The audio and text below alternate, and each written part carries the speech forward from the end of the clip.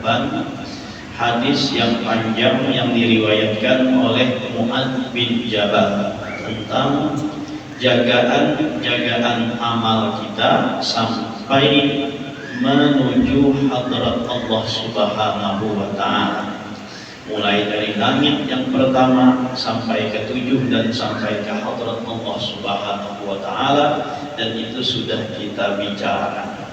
Nah, mendengar hadis ini, Mu'adz pun merasa tidak akan selamat daripada amalnya tersebut sehingga bisa sampai ke hadratnya Allah Subhanahu wa Ta'ala. Sehingga Mu'adz mengatakan, ya Rasulullah, anta Rasulullah wa ana Mu'adzun. Wahai Rasulullah, engkau adalah Rasulullah, sedangkan aku ini hanyalah seorang Mu'adz. Bagaimana aku bisa selamat dan lolos daripada itu? Ujar Mu'adz ini merasa rasanya tuh rasa kadang hawa dua amal tuh sampai ke hadrat Allah Subhanahu wa Ta'ala. Ujar Mu'adz, kalau dia ya Rasulullah, amun ulun Mu'adz ini artinya tuh merasa rasa kada kawa tuh amal tuh sampai ke hadrat Allah, mendengar apa yang telah disabdakan oleh baginda Nabi Muhammad sallallahu alaihi wasallam. Ulun ini siapa ada Mu'adz wara muntian Rasulullah. Ujar Mu'adz, amun ujar kakak-kakak wai ini, aku ini siapa ada ratik wara. Ya kan ratik wara itu istilah kita wai ini menganggap rasa ada sampai kedua amal itu Rasulullah kan nyata sampai itu amal itu, tapi amun Mu'adz siapa kan aku ini mau aswara aja dah. Lalu dijawab oleh baginda Nabi Muhammad sallallahu alaihi wasallam, iqtadi bi wa in kana fi amalika naqsun. Ujar Rasulullah, ikut olehmu akan daku, dan jika ada di dalam amalmu itu kurang sekalipun. Dipuja Rasulullah, umpati aku menghendak selamat untuk amal ibadah itu diterima oleh Allah Subhanahu wa Ta'ala. Ngajar Rasulullah, umpati aku, ikuti syariatku, ikuti sunnah-sunnahku, walaupun amalmu kada banyak, maka insya Allah kamu akan selamat. Berikut lawan Rasulullah. Pun ikam menganggap Rasulullah tadi hawa selamat, ikam berikut, nah maka berarti ikam selamat juga. Jadi pun hendak selamat, puja Rasulullah, umpati aku, artinya umpati sunnah-sunnahku, umpati syariat-syariatku. Napa sunnah Rasulullah itu? Nah, secara global, secara umum, sunnah itu ujar ulama terbahagi dalam 4 macam. Dari semua sunnah itu yang disyariatkan oleh Rasulullah itu semuanya dibagi dalam 4 macam.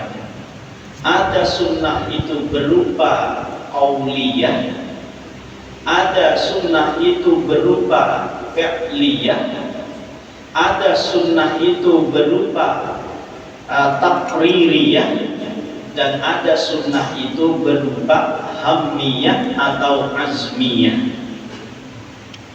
Di semuanya sunnah Rasulullah itu dibagi 4. Pertama, sunnah Rasulullah itu ada dari segi qauliyah, apa yang diucapkan oleh Rasulullah sallallahu alaihi wasallam. Nah, itu termasuk sunnah, yang sunnahnya itu bagian perkataan yang dikatakan oleh baginda Nabi Muhammad sallallahu alaihi wasallam. Yang kedua, sunnah itu adalah secara fi'liyah. Artinya sunnah ini dari kategori apa yang dilakukan oleh Rasulullah sallallahu alaihi wasallam. Apa yang dilakukan oleh Rasulullah, nah itu narannya sunnahnya dari segi fi'liyah. apa yang dilakukan oleh Rasulullah. Dari selain yang wajib yang dilakukan oleh Rasulullah itu ngarannya sunnah, dan sunnahnya itu dalam kategori adalah fi'liyah. Jadi ada qauliyah, ada yang diucapkan sidin, ada fi'liyah, ada yang diperbuat sidin, dan ada lagi takririyah. Yang ketiga takrir. Apa takrir itu? Ujian orang waya ini apa tuh? Legitimasi. Mau paham juga apa yang legitimasi itu?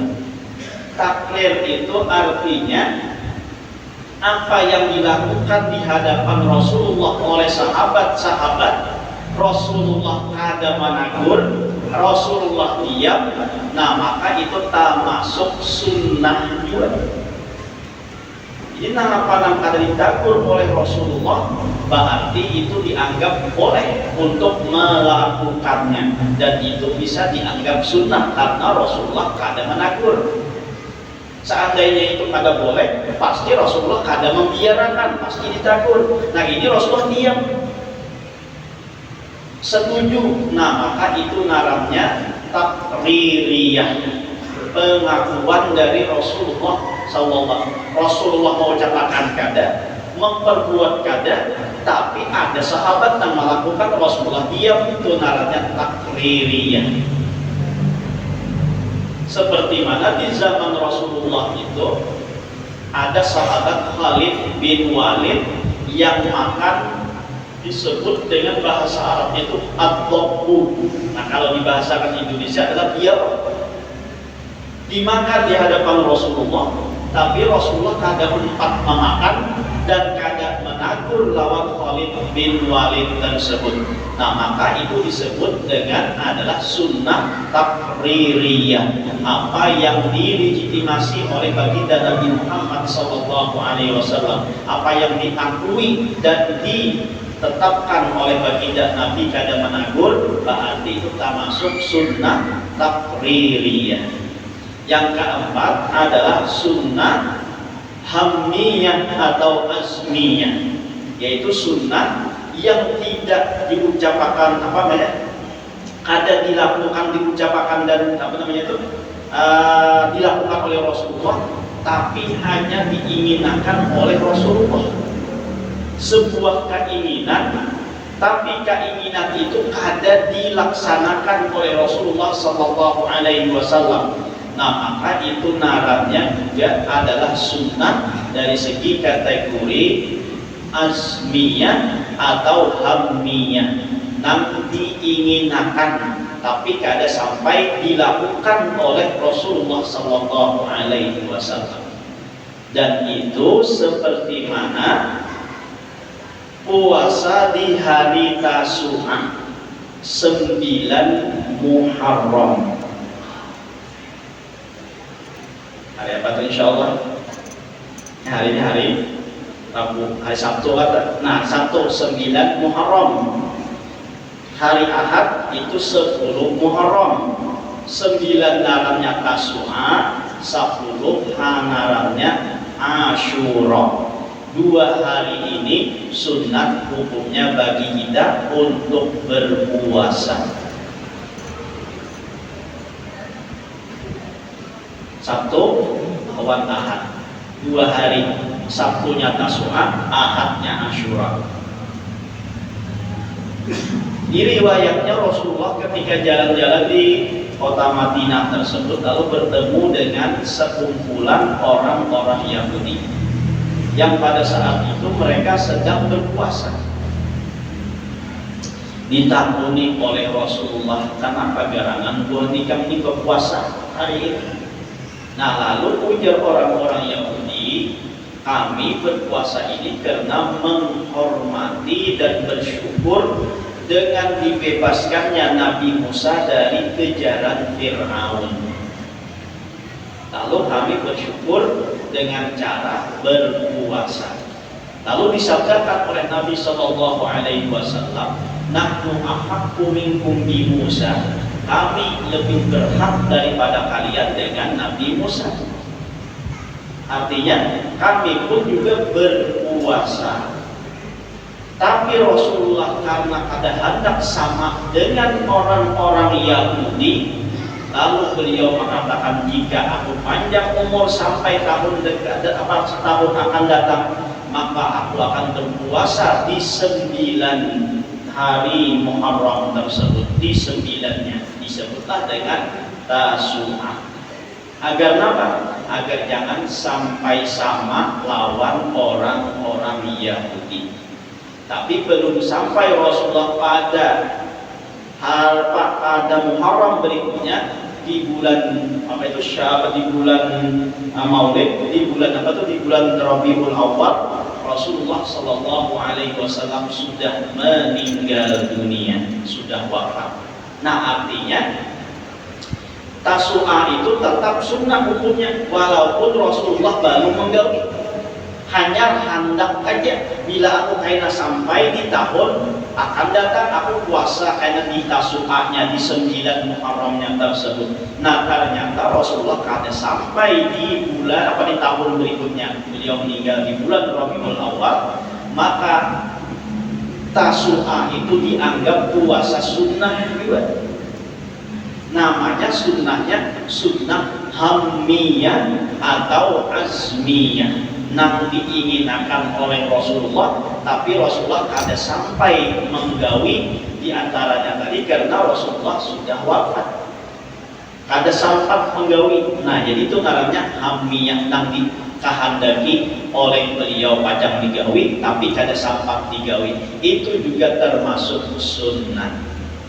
Nah, yang kita ambil 9 dan 10 Muharram itu hukumnya sunnah berpuasa. Mudah-mudahan ada dapat taufik hidayah awak menggawi puasa 2 hari, Tasu'a dan Asyura, Sabtu lawan Ahad.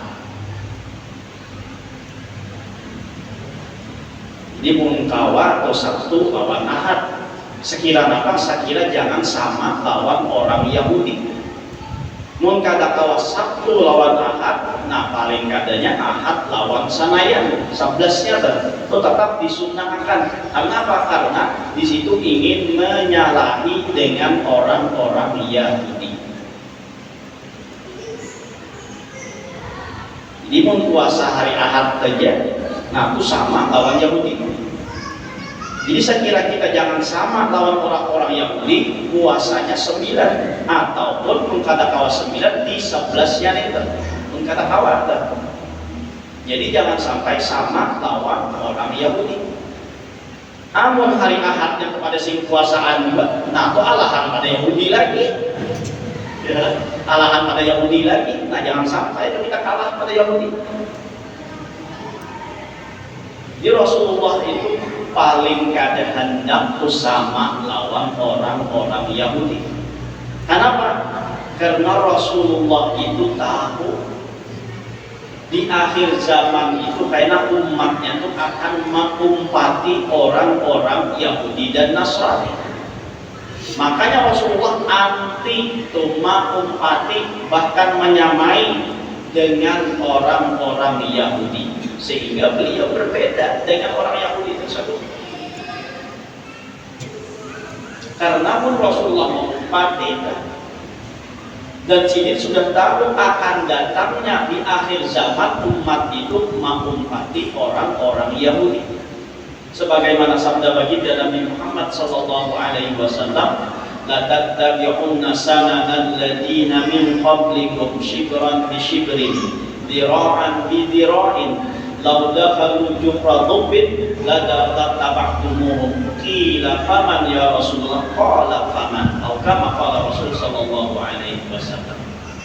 Selagi nanti akan mengikuti orang-orang yang sebelum kalian, sejengkal demi sejengkal, sahasta demi sahasta, sampai mereka masuk ke lubang biawak pun mereka akan ikut masuk kepada lubang biawak tersebut. Lalu sahabat menanyakan, siapa mereka itu wahai Rasulullah? Siapa lagi pun lain daripada Yahudi dan Nasrani. Yuk Rasul akhir zaman kaitan tuh umat kuning kena macam maupun pating orang-orang Yahudi dan Nasrani. Nah, sakilan artinya sedikit demi sedikit tuh, sakilan demi sakilan, sejangkal demi sejangkal, sakilan sama sejangkal lah, sadirah berarti sahasta demi sahasta tuh. Mereka akan ikut sampai mutinya tuh masuk dalam lubang buaya, lubang biawak tuh. Niscaya mereka pun akan ikut masuk ke dalamnya, saking menurutinya. Nah, maka dari dasar itulah Rasulullah ada maupun mati lawan orang-orang Yahudi, baik dari segi agama ataupun dari segi adatnya. Nah, dari segi agama berpuasa Rasulullah kada hendak sama lawan orang Yahudi, sama-sama puasa apa tuh di 10 Asyura, di 10 Muharram. Rasulullah hendak ada sama, lalu menyunahkannya dan menginginkannya beliau berpuasa di 9 Asyura, di 9 Muharram yang disebut dengan Tasu'a. Saking indahnya Rasulullah. Kenapa? Karena Rasulullah menjabat umat Yahudi, apalagi umatnya makinnya ayat. Bahkan sudah beliau katakan akhir zaman itu karena umatnya pajak mengumpati orang-orang Yahudi. Sedikit demi sedikit kadang kerasaan. Nah, sehingga Rasulullah baik dari segi adat ataupun dari segi agama, beliau kada hendak menyamai lawan orang-orang Yahudi.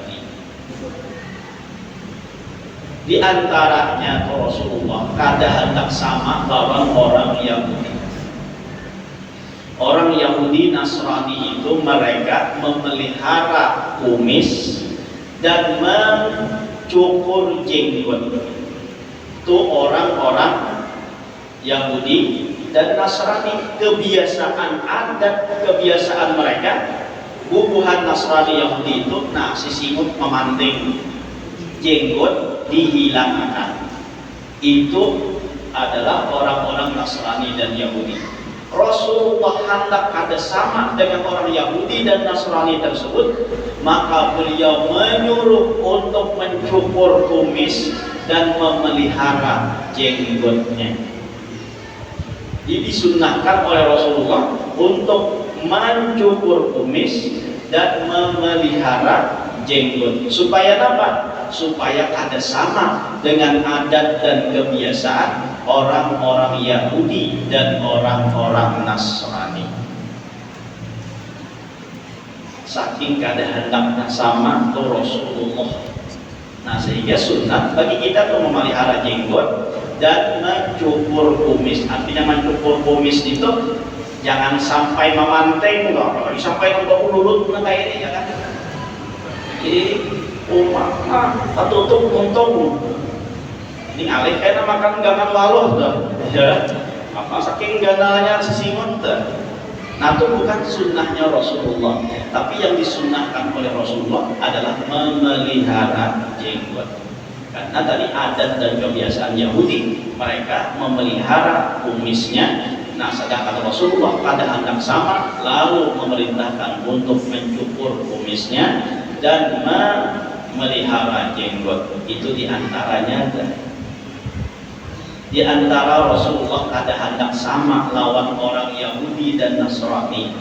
Di dalam agama kita, apabila seorang istri dalam keadaan menstruasi, dalam keadaan haid, maka adat dan kebiasaan orang-orang Yahudi, mereka mengasingkannya di suatu tempat terasing. Kada boleh sarumah lawan orang nang haid tersebut.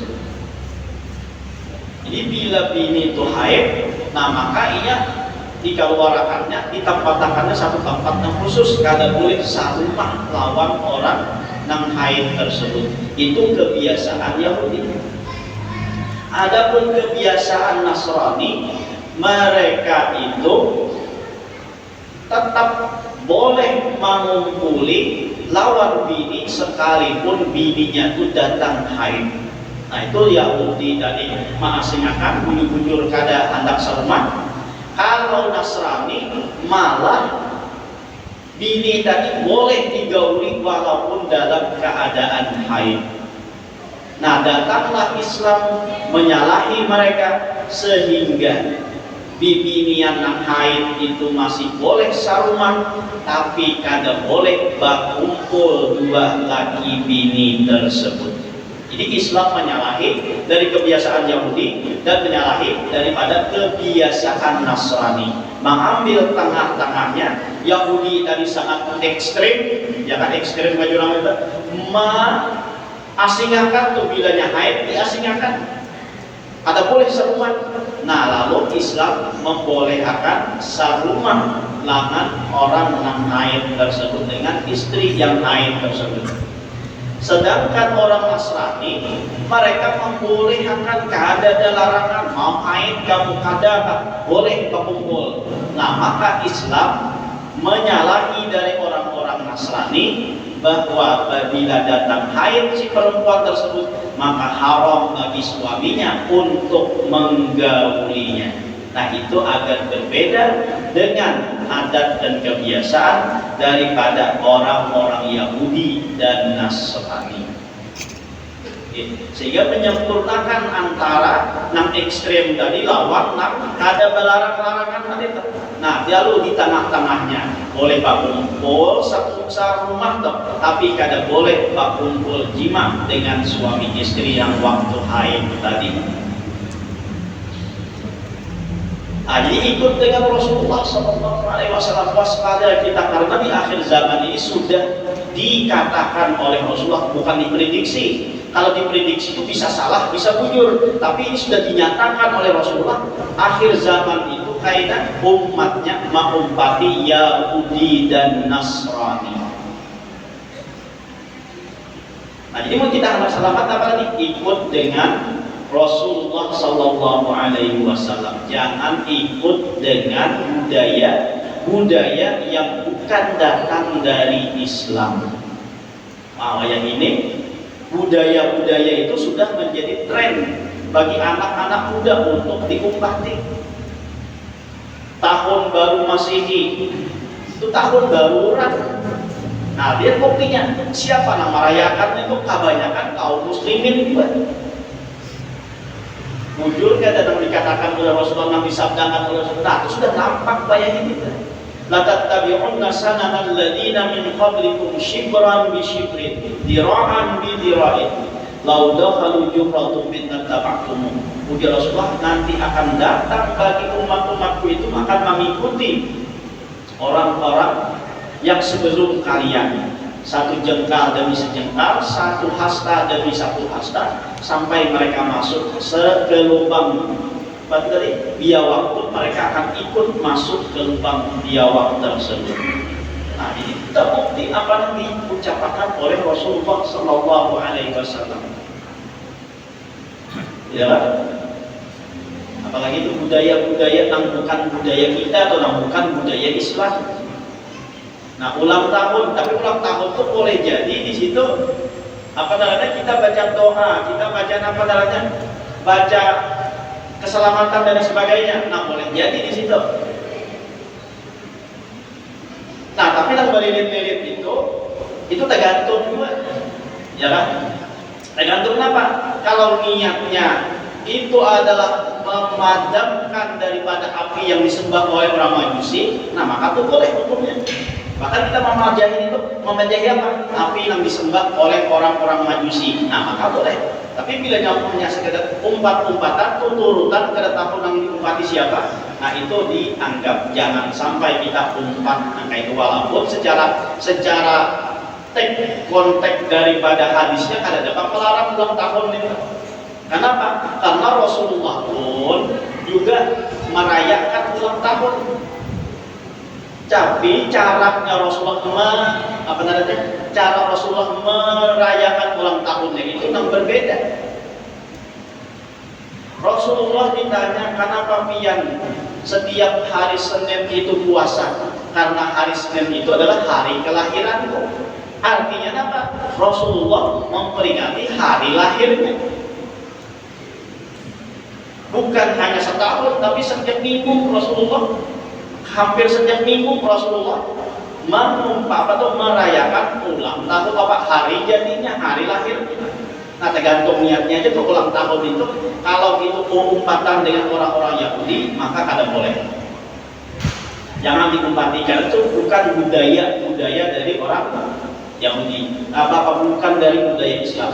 Tapi kalau misalnya kita merayakannya dengan membaca doa atau dengan membaca qasidah mabruk al-Qur'an, dengan doa-doa kayak itu dianggap boleh aja, kada apa-apa.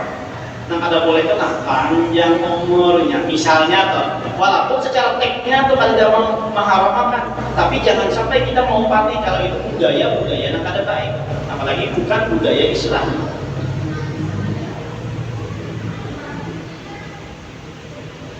Jadi itu jangan sampai kita mengikuti orang-orang Yahudi dan Nasrani, karena Rasulullah itu sangat anti mengikuti orang-orang Yahudi dan Nasrani tersebut, baik dari segi agama atau dari segi adat dan kebiasaan. Nah, jadi ujar Rasulullah SAW, jika engkau mau selamat wahai umat, ikutlah denganku. Artinya ikutilah sunnah-sunnah yang sudah disunnahkan dan disyariatkan oleh baginda Nabi Muhammad SAW, yang mana sunnah itu terbagi dalam 4 bahagian. Ada sunnah yang secara ucapan, ada sunnah yang secara perbuatan, ada sunnah yang secara penetapan yang diakui oleh baginda Nabi, dan ada sunnah yang secara diinginkan oleh beliau tapi beliau belum sempat melaksanakannya. Itu aja kan dulu, karena belum kita sambung bahasa, karena belum hendak menghormati acara ulang tahun Pondok Pesantren Al-Mursyidul Amin yang ke-37. Malam ini peringatan ulang tahun yang ke-37 Hijrul Lakas juga. Yang akan melihat acaranya bisa tonton di YouTube channelnya Al-Mursyidul Amin TV ya.